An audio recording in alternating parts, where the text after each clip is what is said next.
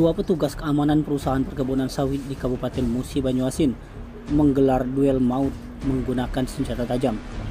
Akhirnya peristiwa tragis itu yang terjadi pada Sabtu tanggal 11 bulan 11 tahun 2023. Salah seorang dari petugas penjaga pos itu tewas dengan luka di sekujur tubuh. Peristiwa berdarah itu menghabisi nyawa Lambo, 24 tahun, warga desa Pancuran, Kecamatan Bayung Lencir, Kecamatan Banyuasin, Kabupaten Banyuasin. Itu terjadi di pos jaga PT Global Alam Lestari Buring yang ada di Dusun Pancuran, Desa Muara Merang, Kecamatan Bayung Lencir, Musi Banyuasin.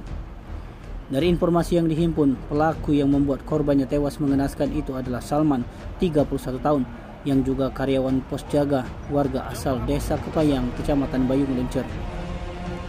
Namun sebelum sehari bersembunyi dan ditangkap tim unit Reskrim Polsek Bayung Lencir, Kabupaten Musi Banyuasin bersama dengan Subdit 4 Dit Intel Kam Polda Sumsel.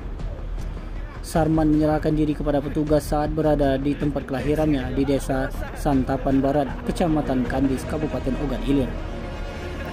Kasubdit 4 Dit Intel Kam Polda Sumsel AKBP Alex Ramdan melalui Kanit 2 Kompol Handrianto membenarkan pihaknya telah berhasil menangkap pelaku.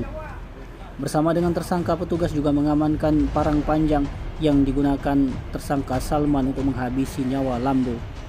Meski demikian, Kompol Handrianto tidak membeberkan motif pembunuhan atas petugas pos jaga yang belakangan ini diketahui sudah bekerja 5 tahun terakhir. Sementara kata Kompol Handrianto menjelaskan bahwa korban sudah dikebumikan oleh pihak keluarga. Tim Liputan Sumsel Update TV melaporkan.